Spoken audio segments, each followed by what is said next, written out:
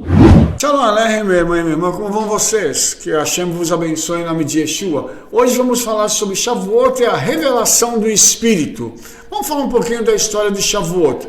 Nos preparativos, no 1º de Sivan, no primeiro dia do terceiro mês após o êxodo do Egito, os filhos de Israel chegaram ao deserto do Sinai e acamparam perto da montanha.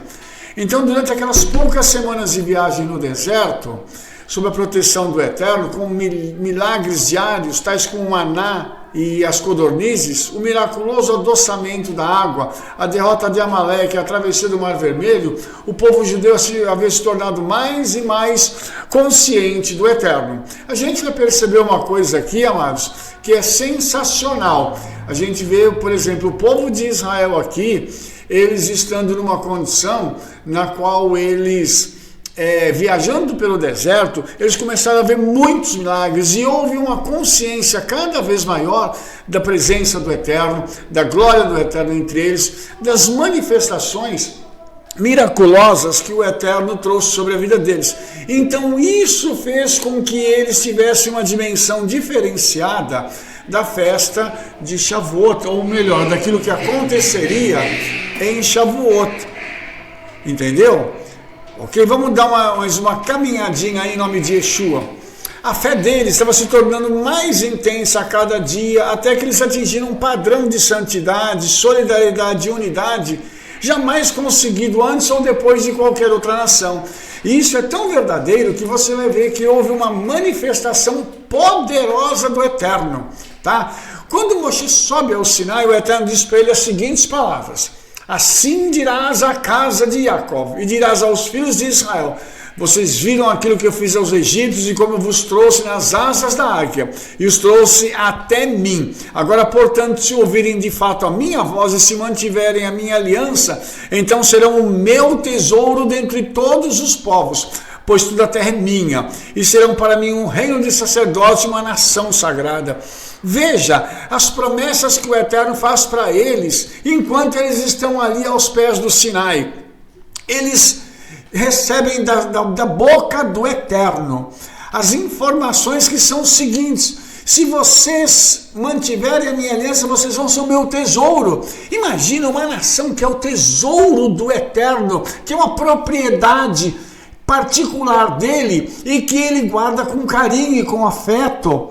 Outra coisa, o Eterno diz para eles assim: vocês serão para mim um reino de sacerdotes, uma nação sagrada, uma nação santa.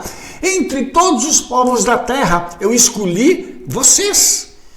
Então, quando Moshe volta do Sinai, ele chama os anciãos do povo e transmite todas essas palavras que o Eterno havia dito. Ora, o povo estava recebendo então uma excelente notícia, e com uma só voz o povo diz assim: Naseh venishma. Tudo que o Eterno falou, assim o faremos. Então, dessa forma, eles aceitaram a Torá, e como diz a tradição rabínica, eles receberam sobre si o jugo da Torá, sem sequer pedir para o Eterno explicar para eles o que eles estavam recebendo e no que eles estavam envolvidos. Então, quando Yeshua diz assim: tomai sobre vós o meu jugo, entendeu? O que Yeshua estava dizendo é o seguinte: recebam a Torá viva que está aqui diante de vocês, assim como o povo de Israel recebeu sobre eles o jugo da Torá no Sinai. Quando o povo fala assim: nós queremos, então o Eterno fala para Moshe assim: vai até o povo e santifica-os hoje e amanhã, e deixem que eles lavem as suas vestes e estejam prontos ao terceiro dia. Pois no terceiro dia o Eterno virá à vista de todo o povo no Monte Sinai. Estabeleça limites para o povo, dizendo: prestem atenção, não subam ao monte, ou toquem na sua borda, pois aquele que o fizer morrerá. Um aspecto interessante, amados: santificação para receber a presença do Eterno. Ou seja, eles deviam tomar banho, né, entrar na mikve, que é aquele banho ritual que no judaísmo a gente faz, para que o corpo estivesse limpo, a alma purificada e o espírito preparado para receber a presença do Eterno. Ou seja, no terceiro dia o Eterno se manifestaria a eles. Isso também é muito, muito interessante, porque está ligado com a ressurreição de Yeshua. No terceiro dia, ele se manifesta aos filhos de Israel novamente como essa Torá viva que ressuscitou. A revelação no Sinai, como é que foi isso? Olha só a descrição que é dada aqui. A alvorada do terceiro dia trouxe trovões, relâmpagos que encheram o ar. Você imagina você acordar e aquele monte de trovões e relâmpagos, e você ouvindo e vendo aquele espetáculo monumental, vendo aquelas nuvens pairando sobre a montanha, os sons crescentes e constantes do shofar, que fizeram o povo estremecer com tremor. Imagina você ouvindo um shofar sendo tocado no céu, e esse shofar ressoando na terra. Moshe levou os filhos de Israel para fora do acampamento e colocou todo mundo em pé, na beirada do Monte Sinai, à frente do Monte Sinai, que estava todo coberto por fumaça e trepidações, pois o Eterno tinha descido sobre ele em fogo. O toque do shofar vai se intensificando, mas de repente todos os sons cessaram e seguiu-se um silêncio absoluto. Então o Eterno proclamou os 10 mandamentos. Imagine a cena, irmãos, a gente podendo sentir, ver, participar de uma manifestação tão intensa do Eterno no meio ao povo de Israel. Imagine que isso tem uma conexão muito forte com Atos capítulo 2, quando o Eterno também se manifesta com grandes sinais e maravilhas no meio do seu povo. Mas vamos ver os 10 mandamentos para a gente entender isso? Eu sou o Eterno teu Criador, que te tirei da terra do Egito, da casa dos escravos. A primeira coisa que o Eterno faz é se apresentar, dizendo para o povo que ele é que tinha libertado-os da escravidão. Segundo, ele diz o seguinte: não terás outros deuses diante de mim. Ou seja, eu sou único, eu tenho ciúmes de vocês e eu não quero competição com ninguém. Vocês vão me servir e eu vou fazer o restante para vocês.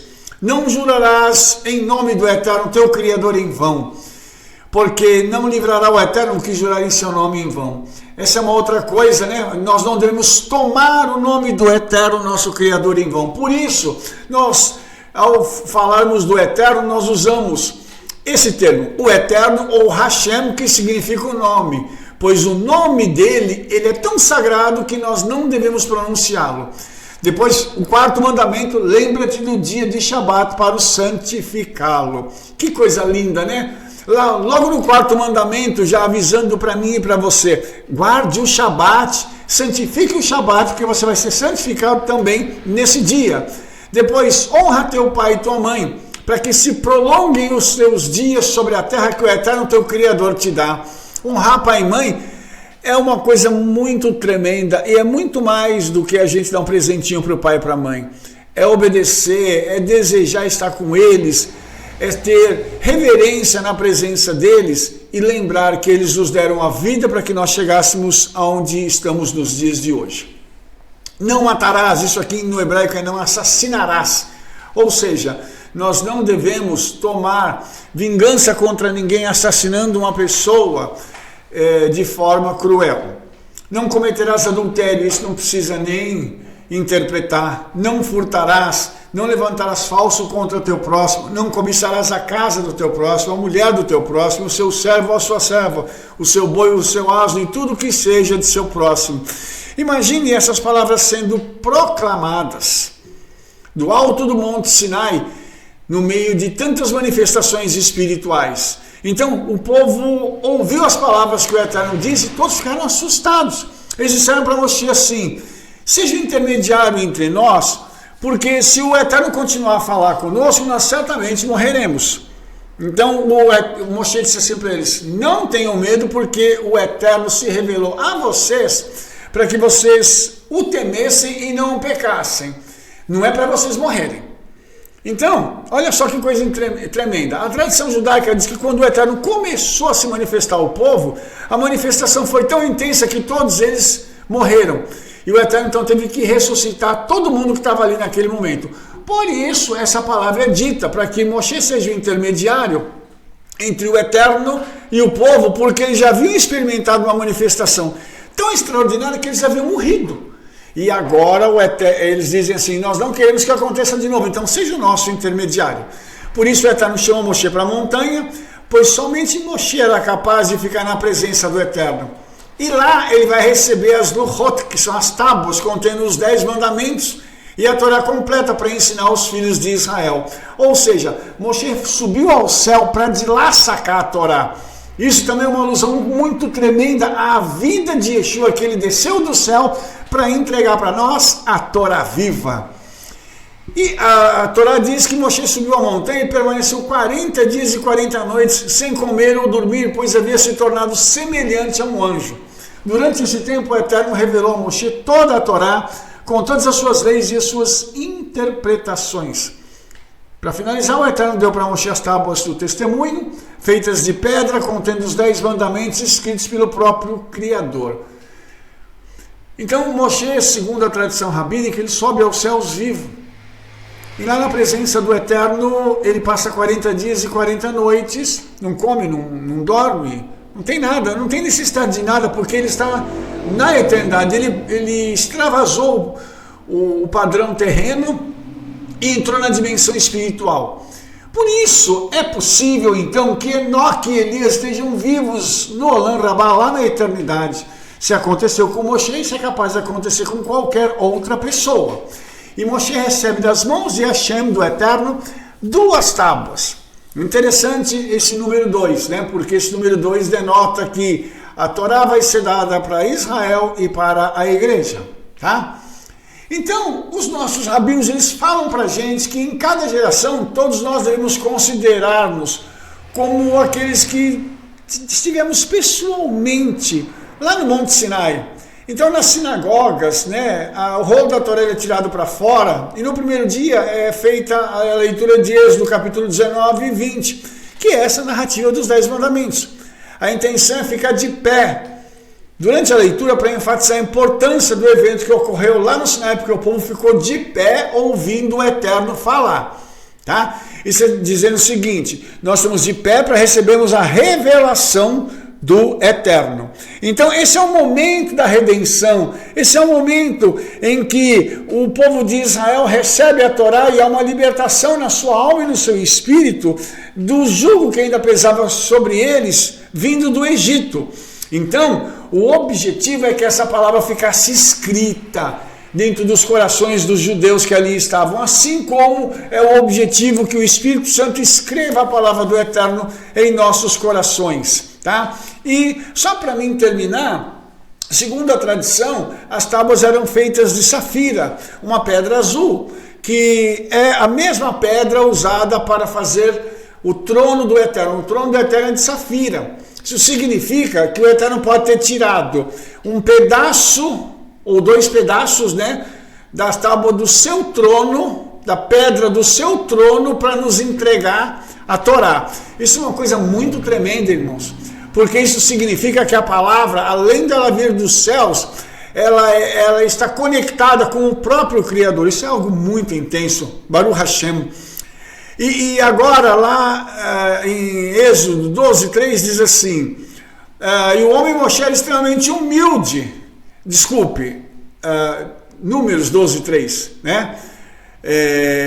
Humilde na sua mente, isto é, complacente. Humilde em sua riqueza. Por isso, ele era um homem que não se importava com dinheiro. Então, o homem Moisés era muito grande também no contexto da riqueza. E nós descobrimos, né, que o Moshe, ele tinha de tudo, mas ele era uma pessoa que não se importava com os bens materiais. Ok? Então, a gente vai entender isso de uma forma muito interessante, porque a gente vai ver o seguinte: o foco de Moshe eram as coisas espirituais, entendeu? Então, Moshe, ele tinha a dimensão do que era ser rico, porque ele foi príncipe no Egito. Ele teve a dimensão do que era não ter nada, porque quando ele foi para a casa de Jetro, o midianita, né, lá em Midian, ele acabou indo sem nada, só com a roupa do corpo. Então ele sabia o que era ser rico, sabia o que era não ter nada, teve um encontro com o Eterno e soube lidar muito bem com essas 2 situações, mostrando o seguinte: o que é que a gente procura na nossa vida? Qual é o alvo que nós estamos buscando? E o de Moshe era cada vez mais ter a presença do Eterno. As palavras dos 10 mandamentos, elas foram escritas pelo dedo do Eterno, tá? E lá no livro de Lucas, diz que o dedo do Eterno é o Espírito Santo. Então nós vamos entender aqui que o Espírito Santo escreve nas tábuas de safira para poder entregá-las ao povo de Israel, assim como ele haveria de escrever nas tábuas dos corações dos judeus e nas tábuas dos nossos corações acerca de Yeshua. E Shavuot é referido como o dia do casamento entre o Eterno e seu povo. Então, na tradição rabínica, o Eterno, ele é o noivo e o povo judeu a noiva. Por isso a gente sempre mostra isso para dizer o seguinte, que o povo de Israel, quando ele recebe a Torá, é como se ele estivesse recebendo uma ketubá, que é um contrato de casamento, tá? Então, segundo a tradição também, o Midrash diz que o Monte Sinai foi erguido acima das cabeças das pessoas como uma rupá, como aquele dossel de casamento, né? Quando eles estavam recebendo a palavra do Eterno. Então, uma outra coisa interessante que acontece em Shavuot é que o livro de Ruth é lido, né? E como Ruth era moabita, entendeu? Uma judia que se converteu à fé judaica, dá para a gente uma sinalização de que os gentios também podem receber essa aliança para fazerem parte do povo de Israel e serem parte da noiva. E o próprio Shaul, né, o nosso querido apóstolo Paulo, ele diz isso quando ele fala em Romanos 11, que uma oliveira brava é enxertada na oliveira boa. A oliveira boa é Israel e a oliveira brava são aqueles que perderam as suas identidades, aqueles judeus que perderam as suas identidades e hoje estão nas igrejas. Então eles são enxertados em Israel, fazendo parte de um só povo, tá? Então tudo isso é demonstrativo do amor e da misericórdia do Eterno. Está mostrando que o Eterno dá uma oportunidade para todo mundo entrar nessa aliança. Tá? Então, na época do segundo templo, e do primeiro e do segundo templo, Shavuot era conhecido como uma festa agrícola e também como a entrega da Torá. E ele o Shavuot é uma das festas chamadas de Shalosh Regalim. E isso significa que ele é um festival de peregrinação, ou seja, os judeus deveriam subir a Jerusalém para ali celebrarem ao Senhor, ok? Então, em Shavuot nós vamos também ver o seguinte, que lá na Brit Hadashah há uma conotação ainda mais aberta, falando do derramar do Espírito do Eterno sobre a vida dos crentes em Yeshua, para cumprir a profecia de Joel, ok? A Torá descreve também esse dia de Shavuot, que marcou o dia da grande e dramática revelação do Eterno, como sinais com fogo, sons e trovões e o toque de shofar. E um tempo determinado, quando Moshe foi pela primeira vez receber a revelação do Eterno. Isto é conectado com a descida do Ruach HaKodesh, né, o Espírito sobre os seguidores do Messias em Sião. Então, quando o Espírito foi derramado, ocorreram essas manifestações visíveis da sua presença ali. Eu já tinha citado isso anteriormente, agora eu quero falar com mais propriedade. Está escrito assim: e de repente veio do céu um soído, como um vento veemente e impetuoso, e encheu toda a casa em que estavam assentados. Foram vistas por eles línguas repartidas como que de fogo, que pousaram sobre cada um deles. Ou seja, Shavuot é um paralelo do cumprimento do que aconteceu no Sinai, com manifestações sobrenaturais tremendas e a revelação da presença do Eterno ao povo de Israel. Então, isso isso aponta, é uma questão que fala para mim e para você que todos nós temos oportunidade para entrar na aliança com o Eterno. Cada tribo, língua, povo, raça e nação, eles podem ter a sua parte no reino de Yeshua. Então, nós entendemos o seguinte, que quando Yeshua vai embora, ele deixa o Ruach HaKodesh, o Espírito Santo, não só para habitar nos nossos corações, mas para nos guiar nesse plano de redenção, através da mensagem das boas novas, e a gente vai alcançar, então, através dessa mensagem, a plenitude da salvação em Yeshua HaMashiach. E isso mostra quanto amor e quanta misericórdia Hashem tem por nós. Quantas coisas ele fez, inclusive enviando Yeshua para nós. Que maravilha servir esse Deus, né? Puxa vida.